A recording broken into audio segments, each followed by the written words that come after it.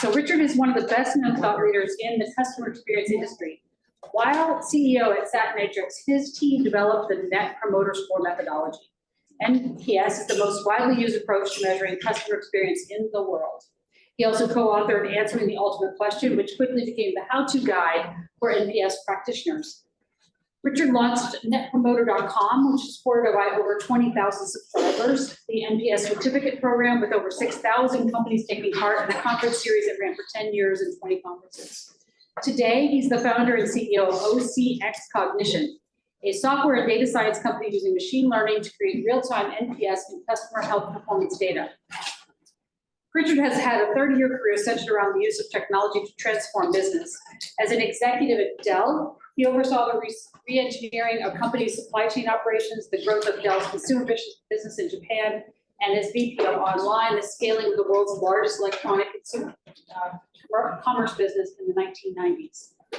He has led 2 software companies to successful exits and is an active venture investor. He most recently joined the board of Aqua, an innovative pioneer in customer data based in Nairobi, Kenya. Richard holds an undergraduate degree in mathematics and economics from the University of Nottingham, England, an MBA from MIT Sloan Management, and we are so excited to have him there. Do not let him out of this room without asking questions. Thanks. Thank you. Overwhelmed yet? I mean, my head's spinning. I think that there's so much opportunity. At the same time, we're bombarded by ideas and concepts that seem incredibly complicated to execute sometimes, challenging. So I'm going to make it very simple for you. I'm a one-trick pony. Now, I happen to think it's a really good trick, so bear with me here. Perhaps one of the most important tricks you can have running a business, but it's definitely a one trick. I'm going to talk about prediction, because AI is prediction technology. If there's nothing you need to understand about AI at the end of the day, that's fundamentally what AI is. It's prediction technology. It's not a new technology. There's not much that's new. I'm going to date myself. In 1986, when I came out of undergraduate, I started working in AI. It was expert systems in 1986. What's changed? Not a lot more data, a lot more computational power, some improvement in algorithms, but circumstances have largely come together to make artificial intelligence technologies relevant today when they weren't relevant as much 20, 30 years ago. I'll just briefly highlight a couple of things from my own background. Thank you very much for the introduction. The only reason I want to do this is emphasize a couple of things from where my experience comes from, which might inform why you should care about my opinion on any of this. The first is, since about the mid-90s, I've been running companies. I'm a consultant. I'm a business manager. My first P&L at Dell Computer was $500 million, which wasn't necessarily a huge business. My second was a $9 billion business. I then went and ran NASDAQ-listed companies, and then got into the venture-backed community, built venture-backed companies, sold them, and worked in Silicon Valley for 20 years. So my first perspective on everything is an operating manager, like a lot of you in the room, like most of you in the room, right? I wake up every day worried about things. And honestly, since 1995, I have been terrified of P&Ls. If you're not scared when you're running a business and you're accountable for those kind of numbers, you don't understand the situation. What makes it so incredibly scary running companies is your lack of control. Costs are something you understand. Costs are something you can control. Customers are downright unfathomable. And the problem is, what we reward in capitalist societies is growth above all else, and growth comes from your customers spending more money with you year after year after year. It's as simple as that. And that's a unmanageable variable. I think one of the presenters earlier made an observation about, and I'll paraphrase, so apologies. We're talking about essentially guesswork, managers guessing, and the effectiveness of people guessing. Your employees are guessing constantly, and they're not guessing very well. Human beings are terrible at making judgment around complex situations. We're just not built for it. We got thousands of years of evolution teaching us to tell stories to each other, to read body language, and about 50 figuring out data. And we're generally not very good at it. So your team is guessing. When somebody says their pipeline is going to yield a result, it's a guess. And in fact, statistically, not a very good guess. When somebody tells you a customer is going to buy more next year, it's a guess and not a very good guess. So surely in this age of data and artificial intelligence, we can solve that problem or at least get a little better. Can't we introduce data that's going to change human judgment away from being literally guesswork to something that's a little more scientific? So after 20 years in the industry looking at patterns of customer data, I decided there was one question that really needed answering more than any other I could think of as a manager of a business. And it was, I wanted to know what my customers were going to do next, scientifically. What I lost sleep over was pipeline, which would never materialize, customer renewals that would never happen, upsells and cross-sells, where my team was looking at me in operations reviews and saying, with absolute confidence, this is what's going to happen next year, and just never transpired that way. Could we use prediction to help us make better decisions? Not be perfect, but get better. Well, what if you could predict that? This is my one-trick pony. Would it change a lot? Well, if you knew what your customers were going to do next, you would certainly change how you allocated resources and what you would task your teams with. If someone came to you and said, surprise, one of your top 20 customers is going to disappear in a year if you don't do something, you'd do something. You would change your resource allocation. You would focus your team differently. You might change the way you run your operations. If it turned out that the prognosis for your business was dark because it turns out that customers simply don't care about your investment in this product, but care enormously about your spare parts delivery, of which you're terrible, that insight would change how you run your operations. You would start fixing the things that matter to customers. And interestingly enough, if we knew how current customers behave better, it might also make us think differently about who we chose to sell to in the future. Because we might discover that we're picking exactly the wrong customers to create long-term success for our business. So I'm going to talk a little bit about customer-led growth as a precursor for this. I'm going to talk about the history, and this will be very brief, I promise you, because that has been a long session, around how people have tried to operationalize the idea of customer-led growth. And then I'll dial down the hyperbole here because we've had enough talk about AI being transformative. I'm going to explain how AI solves this. And I'm not really here to talk much about generative AI. There's been a lot talked about that. I'm going to focus on a slightly different aspect of artificial intelligence, machine learning mostly, which might not be quite as sexy, but actually has a lot of relevance for how we think about running our operations. So as context from this, it won't surprise anyone that marketers in general are under cost pressure. In fact, if you think about, by and large, business trends for the last 20 years, prior to 2008, we had a recovery in most equity markets. 2008 plus, we had very low cost of capital. Companies invested very, very heavily. And we're now in an era, I would argue, which is characterized by a demand for efficiency.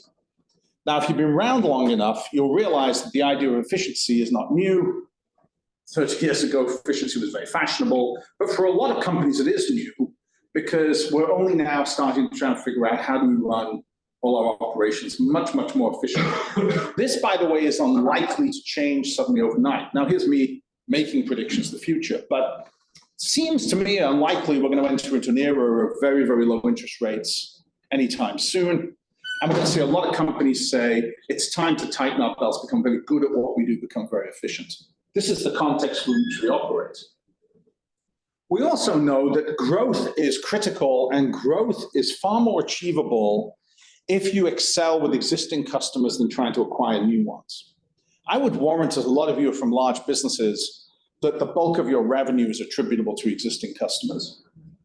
When I've run tech startups, it's a bit different because tech startups growing 100, 200, 300% a year are just funneling new logos into the top of the business. But that's not the norm for most companies. Most companies have an installed customer base which pays the bills and represents the biggest single opportunity for growth, because it's a heck of a lot cheaper to sell to customers you already have than acquire new ones. And that delta is only increasing today in terms of capital costs. It's also turns out to be a lot more efficient to serve customers if those customers are good customers of yours. And it turns out that you can improve productivity across the whole organization. This is McKinsey data, by the way, through growth through existing accounts as distinct through acquisition. Acquisition is expensive, it's hard. And I'm not suggesting, by the way, you shouldn't do it. Every business needs to find new blood in terms of customers. But if you're not maximizing your opportunity with existing customers, then you're financially crippling yourself in your ability to do anything with new customers. The best performing companies of the next 20 years will do so because they sell better to existing customers. Everyone here hear of Snowflake? Snowflake data warehousing company. Snowflake was incubated in a Palo Alto office by my former investors, my last company, Sutter Hill Ventures. And the day Snowflake went public, Sutter Hill had 30% of the cap table. 30% as an early stage venture investor. Those boys are all playing golf. They're done. Everyone became a billionaire, and I'm not exaggerating. Snowflake had a net revenue retention performance of 250% up to the point it went public. What does that mean? It means they were growing 2.5 times from every existing customer they had every year.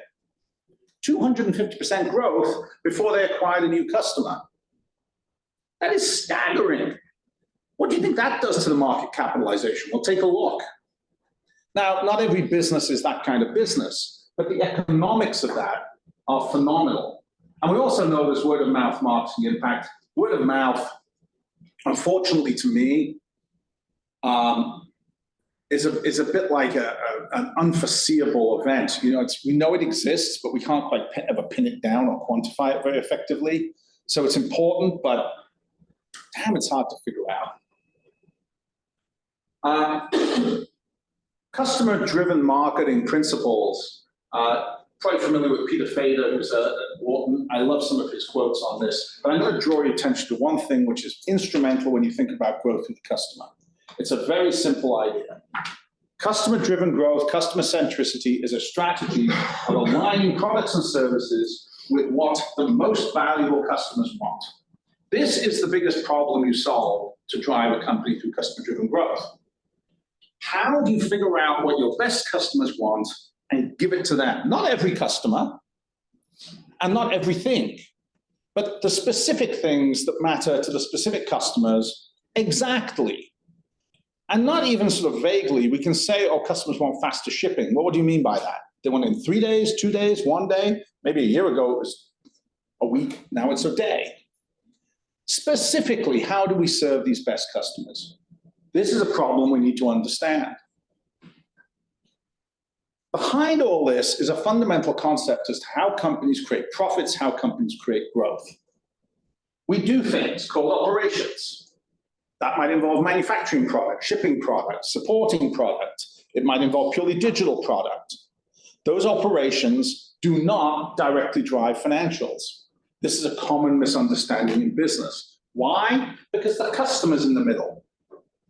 What those operations do is they create experiences for customers. And as a consequence of the experiences customers have, those customers form attitudes. I know when I use the word attitude, it always seems like an odd word to me. When my son was a teenager, I really understood what the word attitude meant. Using it in the context of customers doesn't ever seem quite right, but I can't think of a better word. What does attitude mean? Well, it means whether that customer at some level is loyal. Are they inclined to do more business with you or less? Do they have a bias towards your brand? All of the things that are created as a result of experience.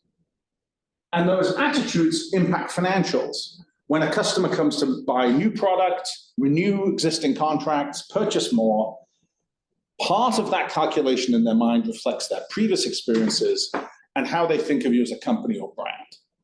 This is the causal chain between operations and financials. By the way, most companies link operations to financials directly and forget the customer has a vote in this.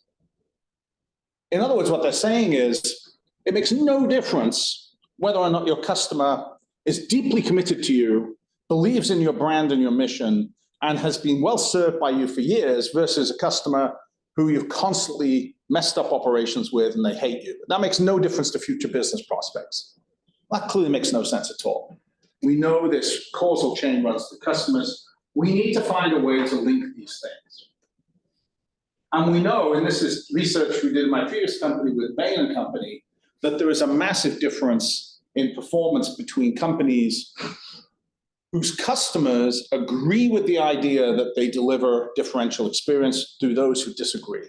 Everyone says they're good at customer experience. Statistically, most customers don't agree with that. You're kidding yourself. The companies that do, and in this study, these were called achievers, the Bain data suggested that revenue growth, income growth, by the way, cost to serve, this is the winner's circle. This is how companies win. They get into this absolute perfect spot where customers and themselves are in violent agreement that they are a great company to do business with. And those companies discover enormous financial benefits throughout the business. This is how you create a really successful business. And by the way, there are very few shortcuts to this. There's not many other ways to do it. If you fall outside this group of companies where customers are truly aligned with you, you don't win 90% of the time. It's not like there's a second strategy here. You have to get into this particular winner's circle.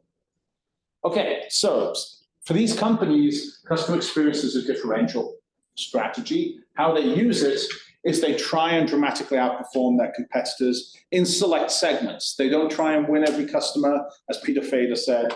They don't try and become everything to everybody. They try and absolutely kill it in certain segments of the market. Ideally, the segments that are the most profitable. Duh, right? Let's go where the money is, and let's absolutely mob up. They have this achiever mentality which says, it doesn't matter what we think about how good we are at anything. The only person who gets a vote in this is the customer. And if the customer thinks we're great at it, that's fantastic. But otherwise, that's just us telling ourselves how wonderful we are. So to back this up, we need measurement. And okay, confession here, I'm obsessed with measurement. I mean, I spent 20 years thinking about NPS and data around measuring customers.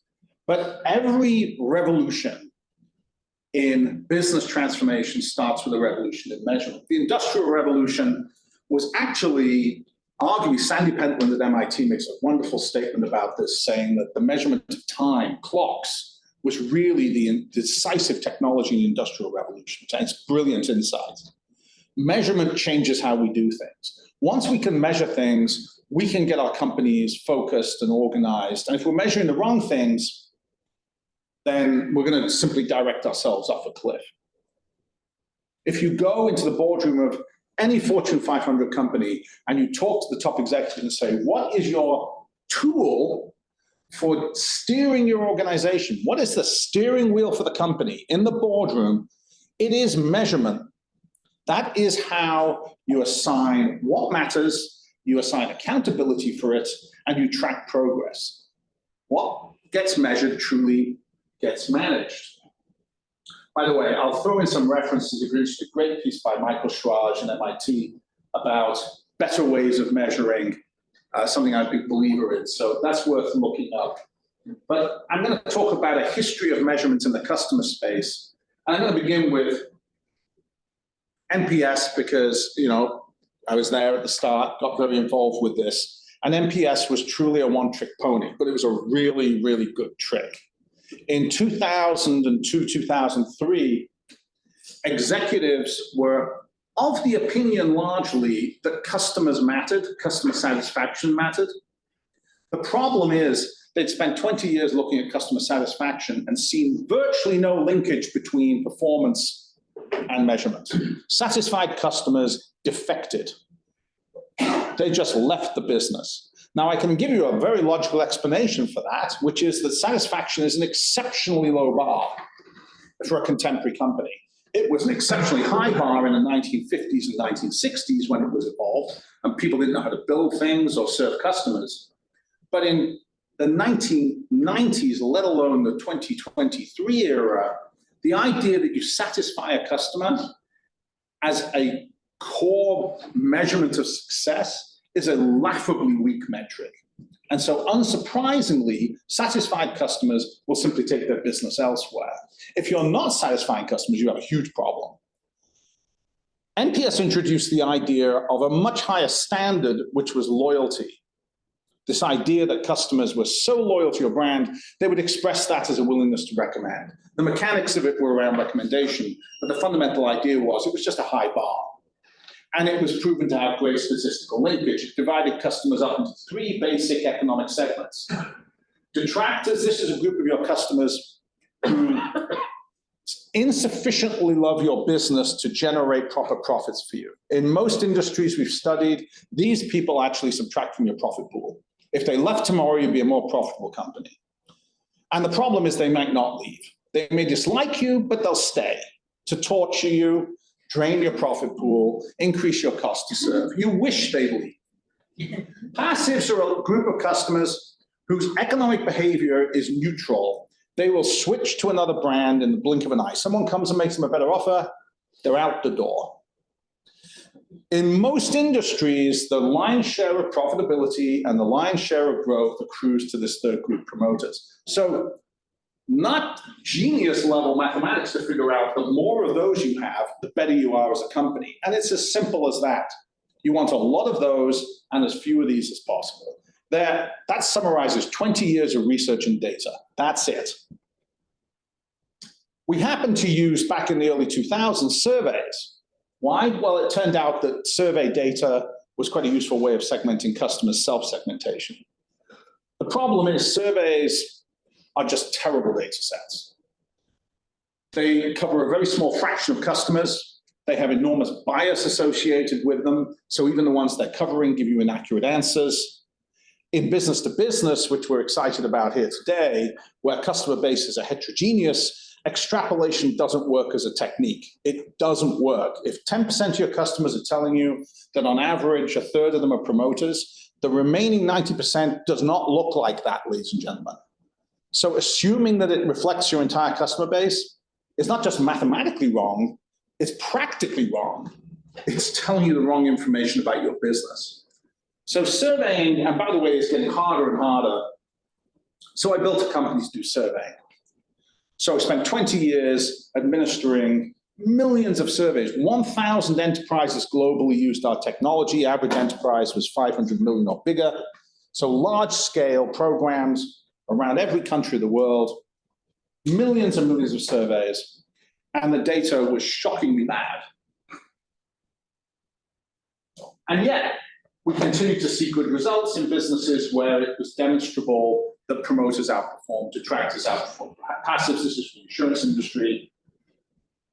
And we drew a conclusion that this was a great idea, but the technology wasn't really useful. What companies wanted was very simple. They want data on every single customer. What they were getting was a sample. They wanted accurate data within reason. We know that we can't get 100% accuracy. And instead, they had massive sample bias. They wanted data that was current. What happened last week? What happened last month? And instead, they were getting data that was once or twice a year. They wanted to understand exactly how their operations impacted customers. What is it we're doing as a business that creates these outcomes? I don't mean generally, are we easy to do business with? I mean specifically, is our product failing too often? You know, are we shipping product fast enough? Are our support centers responsive enough, specifically? And what we're giving people was very high-level correlations. We want to understand how this impacts profits. And instead, we had some very soft financial connections, very vague. And perhaps more importantly, we wanted to find a way to engage our organizations and distributors. And what we had was internal ambivalence. You go to sales teams and say, congratulations, we did our once-a-year survey. Out of 100 customers you're managing, one of them responded to the survey and they said they were unhappy and they didn't give a specific reason. Can you please execute, solve the problem. And sales teams, by and large, didn't care. They weren't interested in that. And so we needed instead to find a way to engage organizations much more specifically. And so the biggest question came down, could we actually figure out not just the present, but the future, and start to actually look around corners? Could I anticipate an account being lost a year from now?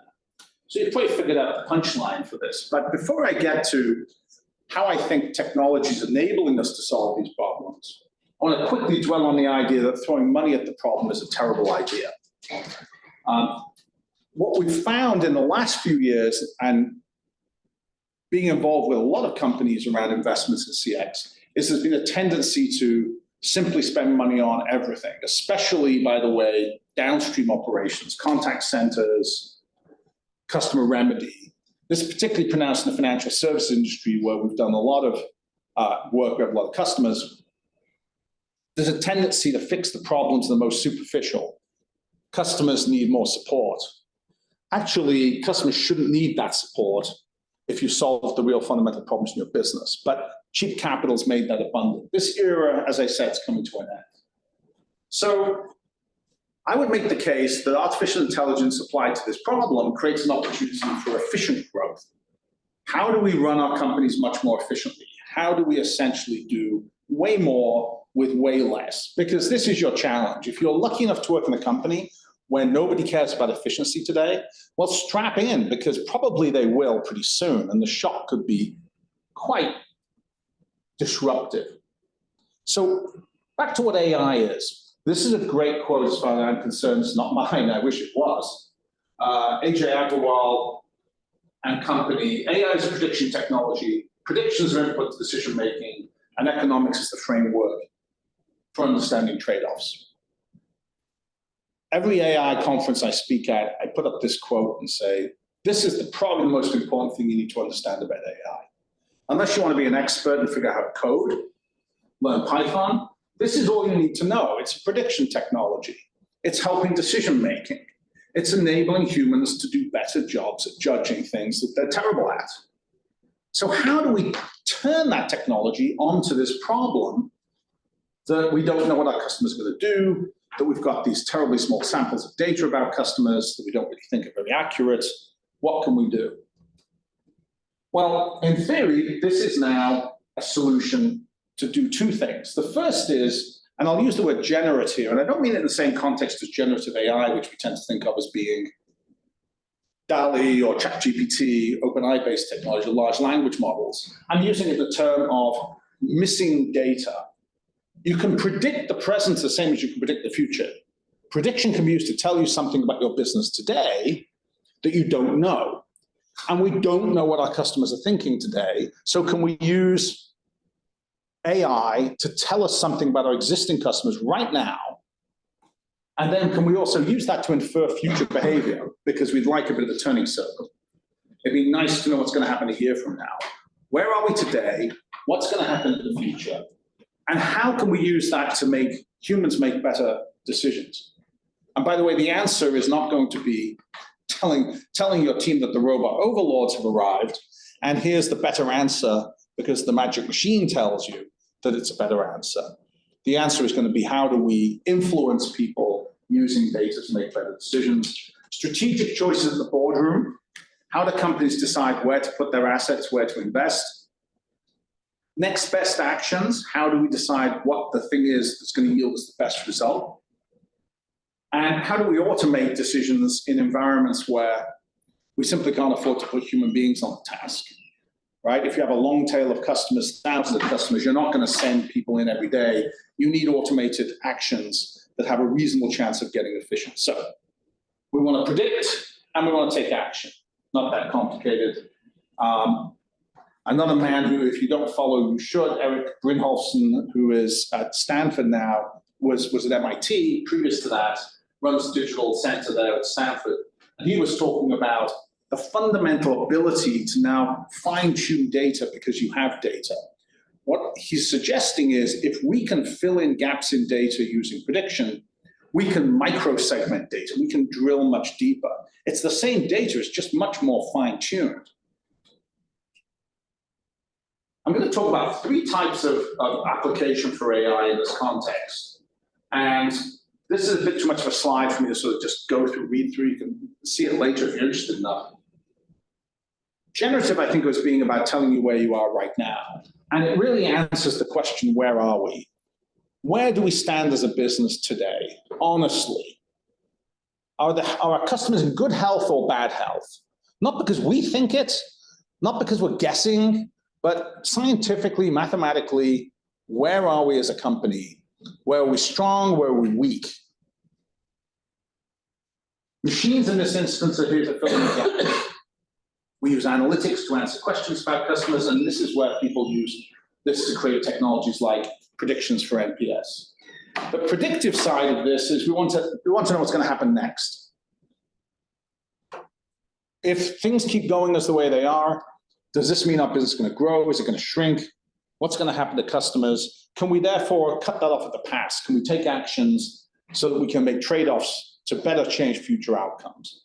And finally, prescriptive is the art of saying, these are the things that are most likely to be effective in this situation. This is what you should get your sales team to do, your support team to do, because data tells us that if they do this, this gives them the highest probability of success. So we want to generate present data about the business, we want to predict futures, and we want to try and become prescriptive about what we can do, all with the goal of better serving our customers. So going back to this chart, somehow we want to use this model to predict future outcomes. How does this work?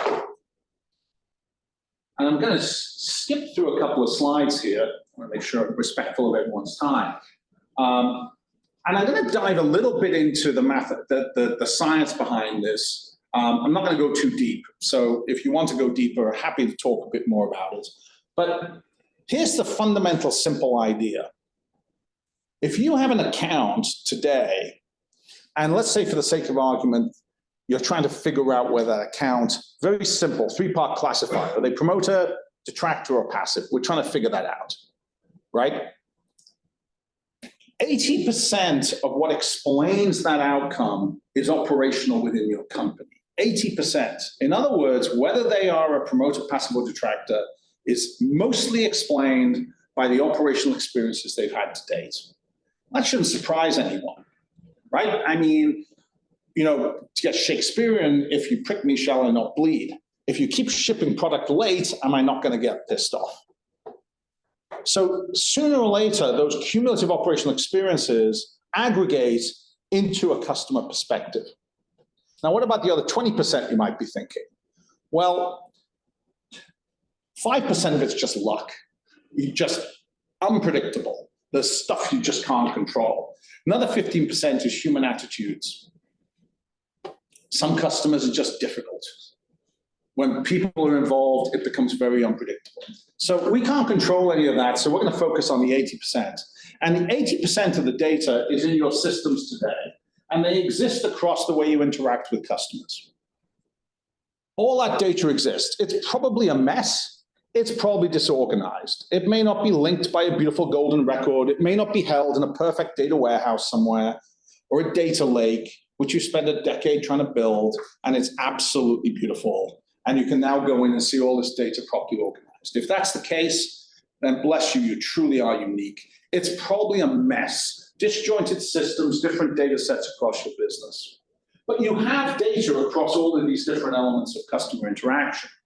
The question is, how do they add up in the mind of your customer to an outcome? How does the customer evaluate these operational experiences? It's not all equivalent. They might care about this more than that.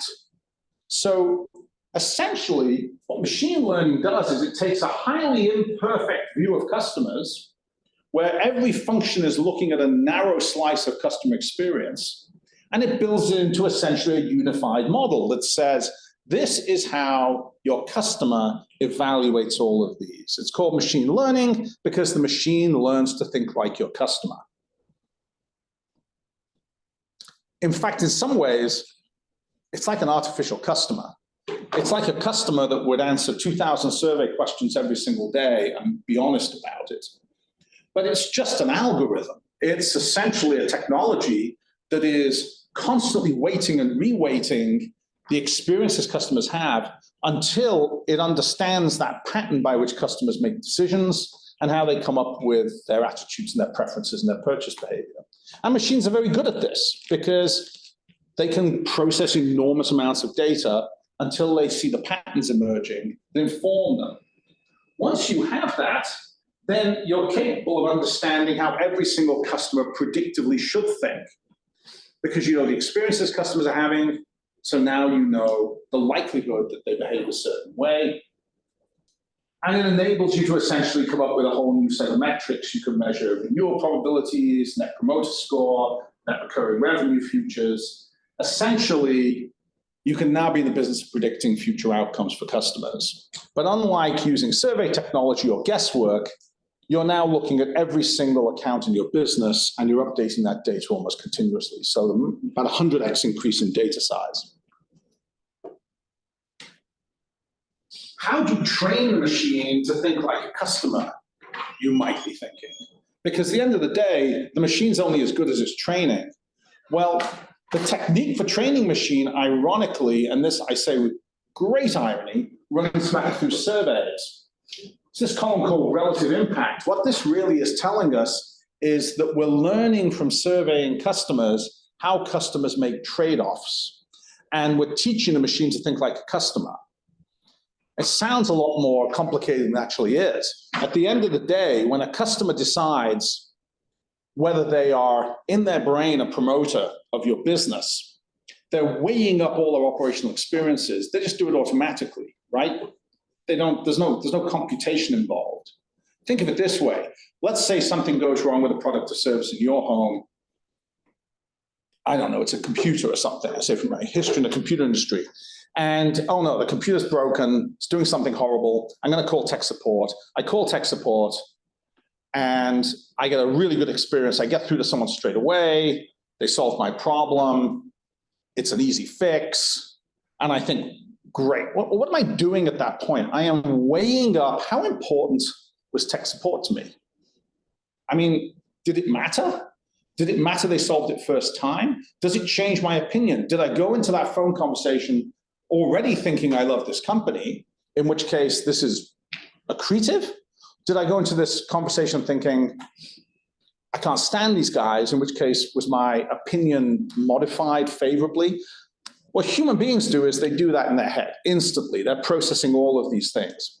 The machine essentially is just quantifying that processing, but for an account more than the human. It's looking at it through all these different operational lenses. It's weighing it up and it's coming up with its own guess. How accurate is that guess? Well, we can back test its accuracy, and we know that we can get to accuracy levels of somewhere in the 80–85% range. Now, you may not think 85% is that accurate. I think one of the speakers earlier said human guesswork's running about 25%. I'd say 85% is a lot better than 25%. But as I'm going to emphasize, if I give that 85% accurate prediction to a human being to overlay with their own judgment, I get an even better result. So I can predict. And I can predict often. Time is probably one of the most valuable commodities when it comes to taking action around customers. Why? Because most customers do not improve over time. I'm sure many of you are in businesses where you have long contracts. One of my inspirations for starting work on this company was some work I was doing with the CMO at Sodexo, the French services company. You may be familiar with these guys. They run restaurants, etc. And he said they signed 4-year contracts with customers. And usually they learn about whether they're going to go out to RFP 9 months before the contract ends. And it's almost always a surprise one way or another. They know nothing. And by the time that RFP decision's made, the likelihood that they're going to alter that event without enormous expense is very low. That's a very late stage to be recovering. And yet that customer perspective is formulated probably years earlier. So if we can learn earlier that we have a problem with a customer, our cost of mitigation is massively reduced. It's a lot cheaper to solve. And the likelihood of better results. So time is a variable We want to know if we have a customer problem today, not 6 months from now or 12 months from now, by which it's too late. And back to the idea of measurement, we can then start to design proper balanced scorecards. How do we assign to an organization a scorecard that matters? Measurements that actually create great outcomes as opposed to what we think should create great outcomes. How do we calibrate those outcomes? You know, when I was last at Dell Computer in the late 90s, every executive at the company was held accountable for 6 customer experience metrics. And one of them was shipping time, not surprisingly. In 1998, world-class PC shipment cycles were 2 weeks. If you could get a product sold in 2 weeks, you were world-class. What do you reckon the cycle is today? 2 days? How many people put up with 2 weeks shipping time for anything? So calibration changes over time. So not only do we need to pick the metrics that matter, we need to calibrate them. Now, here's where machine learning actually becomes a problem, because to get accuracy and prediction, we want a lot of data points. We typically digest 2,000 data points within any given enterprise, but you can't run a company off 2,000 data points, right? You can't say to the team, congratulations, the exec bonus is made up of a formula of 2,000 data points, and we're going to come back to you and tell you what you got paid at the end of the cycle. We need to distill it down to a much smaller number. And as we do that, we lose accuracy, but we gain communication value. It's still a lot better to calibrate by machine, so we know that what we're measuring has a high likelihood of impacting customer outcomes. So if we can use this data to create prediction, and we can use all these data artifacts to somehow tell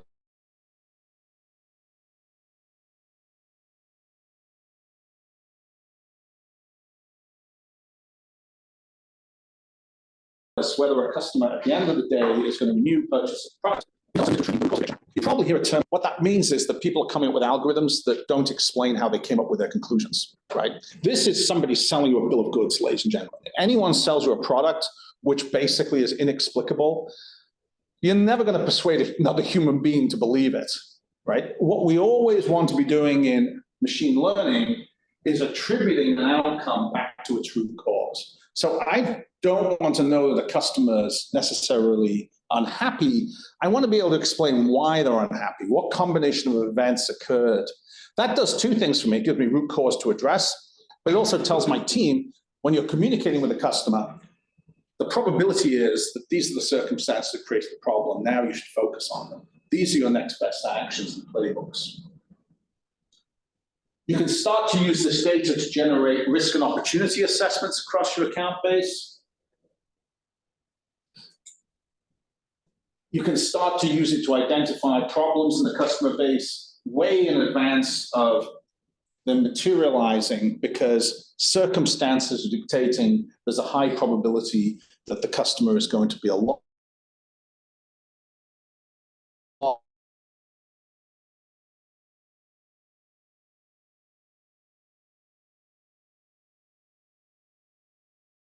loss way before the team starts to encourage organizations to take action. When I started in this, I thought that, like a lot of entrepreneurs, this would be really easy. If I go to sales teams and say, I've got this magic 8 ball and it's going to tell you that your major account is at risk of loss, we'd be welcomed with open arms. I know this just sounds ridiculous now, I'm saying it out loud. The reaction from sales teams was universally, anywhere from go away, I'll set the dogs on you, to, are you crazy? What we learned very quickly was that presenting data to teams in ways that engage them and enable them to act on it was very challenging initially. So here's one of the tests we ran very quickly. We'll go to organizations and say, you tell us what you think the health of an account is, and we'll look at what the machine predicts the health of an account is, and let's compare the 2 data sets. Now, of course, when everyone's in agreement, it's all happy, happy. What happens when these 2 groups are fundamentally misaligned? Well, we start digging into why the misalignment occurred. And it turned out that the machine and the team members invariably agreed on all the ingredients. If you say, well, this customer's had a bad experience, they probably bought the wrong product at first, shipping was delayed, early life experience was poor, the team would say, yes, I agree all that. But you have this account marked as a green. You think they're going to be fine. Yeah, I really do. I'm optimistic. The machine's saying it's a red. Yeah, well, I understand why the machine would say it's a red. Looking at it objectively, yeah, I could see that. People didn't fundamentally disagree with the ingredients. They drew different conclusions from the data. Usually the wrong conclusion because human bias. So it made it much easier than we anticipated to get people persuaded because we weren't trying to fundamentally change their core beliefs about their business. We were trying to essentially point out to them that they were probably drawing the wrong conclusions from data. And in most instances, people agreed with that.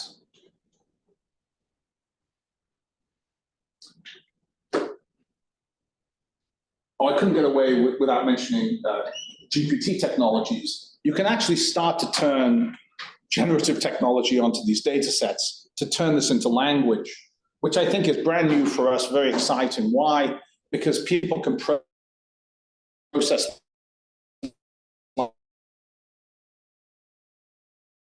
language a lot easier. So if I can turn it into a narrative, charts, which they hate, or data points, which they hate even more. But if I can turn it into a story, your account just went down last week. Oh, people suddenly understand that. So we're learning also about how to communicate this data in different ways to people. And of course, we want to be able to analyze data at great depth. We want to be able to understand which customers are performing best, why they're performing best. We've got huge data sets now to mine.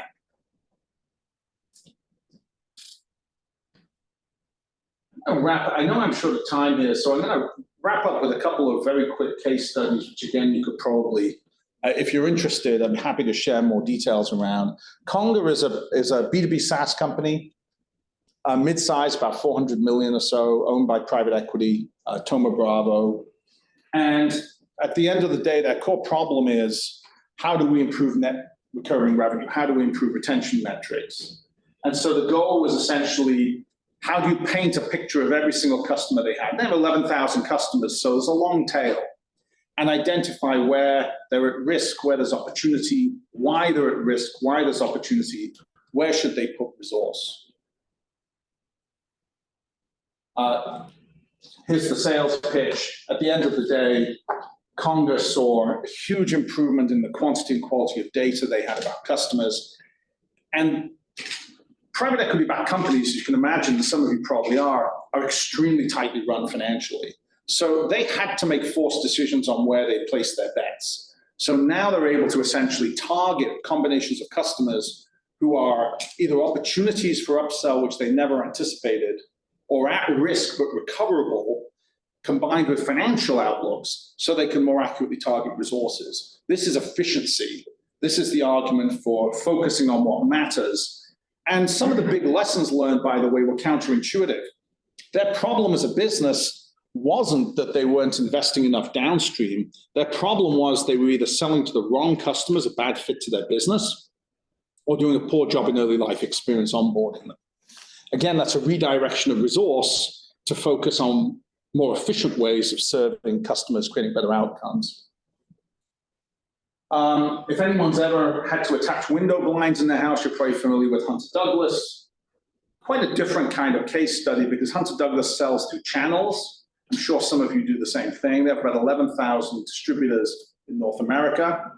And if you've ever bought window coverings for your home, you'll know that these distributors range from quite well-organized professional shops to, on one hand, real mom and pop operations. I mean, literally a one person. One of the people who advertise on a local television station describes herself as the blind lady, which I think is very catchy. And she got a great commercial. I'm the blind lady. And obviously she's not blind. That's the punchline. But this is all she does. She sells blinds. Spends a lot of money on advertising. I assume it's a good business. So Hunter Douglas's problem is, 3, 4, 5% year-on-year growth rates, how do you identify the dealers and distributors that are going to power the business growth in the future?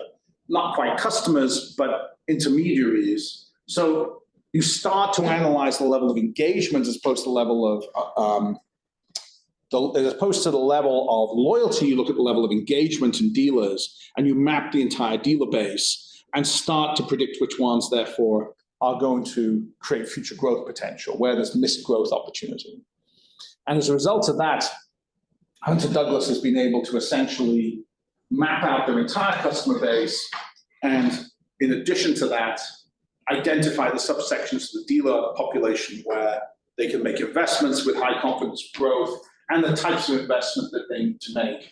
They actually have a very clever segmented model now where they look at levels of engagement, characterizations financially, and also whether dealers are going to grow over the next 5 to 10 years. So this is mapping their entire customer base through dealers and starting to look at growth potential.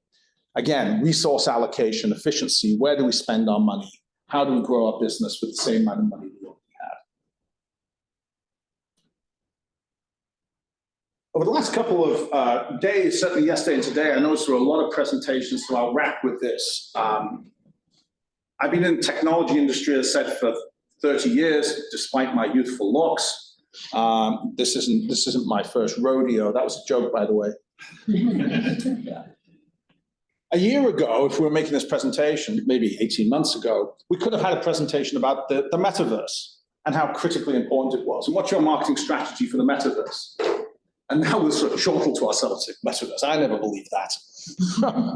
Quickly shuffle that proposal off the table somewhere and hide it. Right? So technology industry, so working from Silicon Valley for a long time, is very prone to hype, is very prone to overselling. So why is this different, and how should you think about it? You're not going to become experts in artificial intelligence, nor should you have to become experts in artificial intelligence. As business leaders, other people should come and give you solutions to your problems. The market should deliver those solutions. Those solutions should be simple. They should be reasonably priced, given the value they collect for you, and they should be feasible.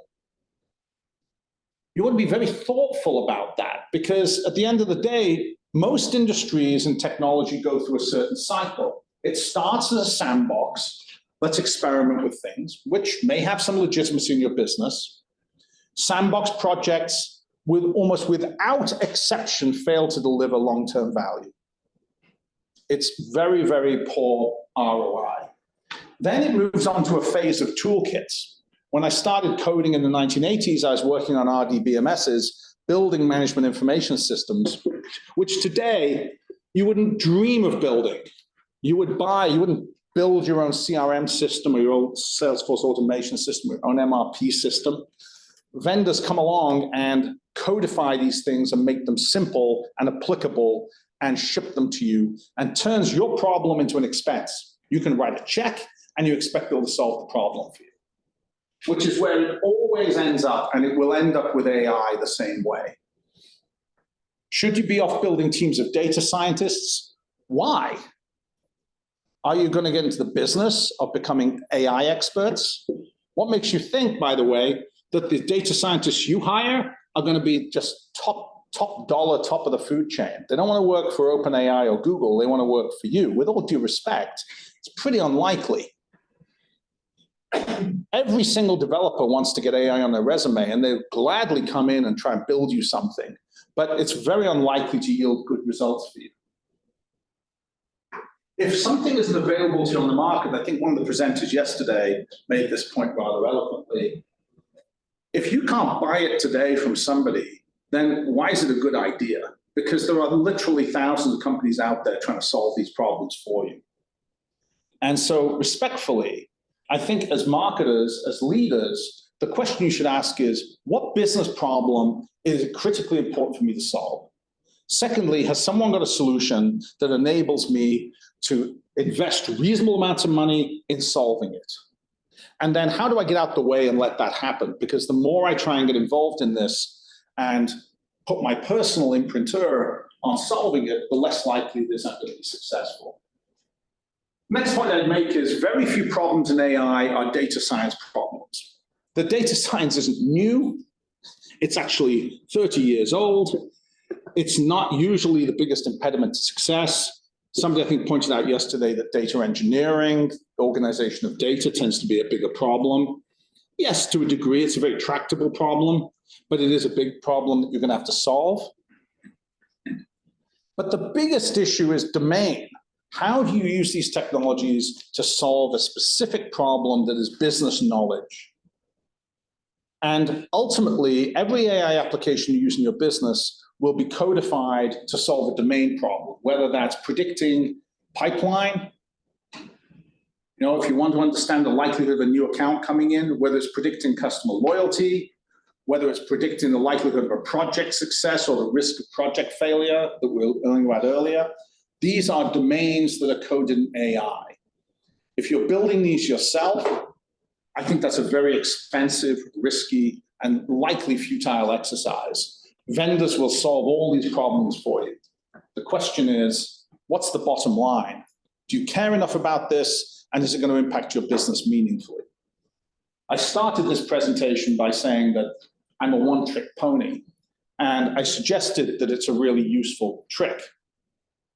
I would respectfully suggest that there is no business today that wouldn't regard the challenge of obtaining growth out of its customer base as being one of the top 5 things that every business leader is focused on today. If you don't have that in your business, then you must have some magic growth tree that exists outside that universe.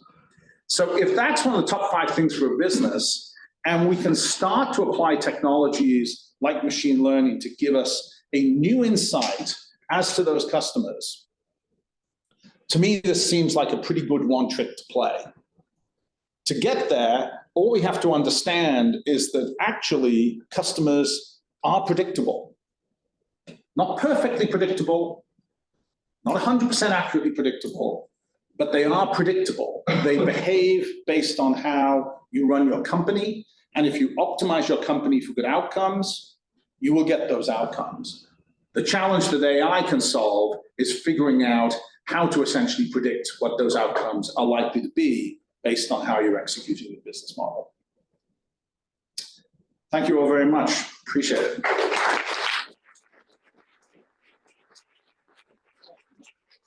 So we have 2 questions that came from outside. If I could bring those up. First is compliment, really great insights, Richard. It seems like extending this customer modeling to predicting future sales with specific customers should be possible, but what are the real challenges to a company like ours to be able to do that? Well, so I completely agree with the idea that predicting whether a customer is loyal is an intermediate step to predicting whether they will do future business. And we want to connect the two. The two are not completely synonymous. It turns out that very loyal customers don't necessarily do more business with you. It just creates an environment where it's much more probable they do more business with you. Other variables then get introduced to link the two to financials. This could be stickiness of your products. It could be competitive factors. Again, there's more data points get introduced to connect loyalty to sales outcomes. So again, we can get to more prediction of financial outcomes once we start to introduce more variables into the prediction. The most important thing I say, though, is ignoring whether customers are loyal, we think is a mistake in the way in which companies build these models. If you don't believe that customer loyalty has an impact, you're basically saying the probability of a deal closing a year from now is unaffected by whether that company dislikes you or loves you, which intuitively is not the way the world works. On the other hand, it's not 100% explainable by customer loyalty. So we have to combine these things.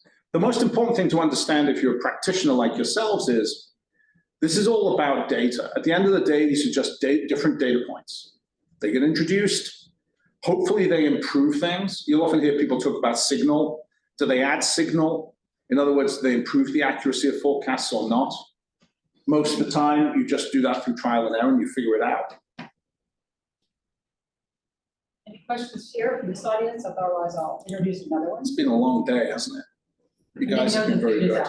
and there's food. So one more, just a question on data security. So thoughts about data security and how to maintain that for your company? So I would say that every company I've ever worked with has a data security set of requirements. 10, 20 years ago, that used to be quite a formidable problem. Now it tends to be divided up into two categories. In consumer, that's still a very big problem because of personally identifiable information. So if you're in business to business, you immediately put yourselves into a much, much lower risk issue for data security because you're not bound by EU rules or US rules about personally identifiable information and all of the risk that comes with that. Today, almost all of this data is in the cloud. I mean, everything we build is on AWS. So we are essentially a shop that builds everything on the AWS stack, Amazon Web Services. Almost every technology you buy over the next decade will be hosted on AWS or Azure, maybe IBM, maybe Google. But there is a dominant infrastructure today for technology. And those companies now built essentially data security solutions to the highest possible standard. So I think we're basically past it. Outsourcing data security to these huge companies with very effective technology has become a really good solution and enables us to build solutions much faster. The bigger challenge most companies face is one of their own data organization. Do they have the data themselves? How badly organized is it? And one of the things we've found, and it's not ideal, but it's practical, is that you're essentially always in a race to the starting line. You're trying to get things moving iteratively. Very few companies will become great at any of this in 6 months or 12 months, maybe even 2 years. If you start today, you will become okay in a year, maybe mediocre. But then the next step to become half decent is another 6 months to a year.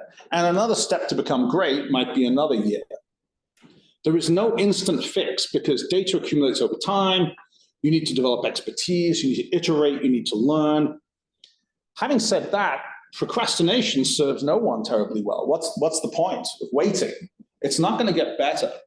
If your IT department's telling you there's a miracle cure for your data organization solutions, well, I got a condo in Miami I'd like to sell you if you think that's going to happen. Anyone else? Hey, thank you so much, Richard. Thank you very much.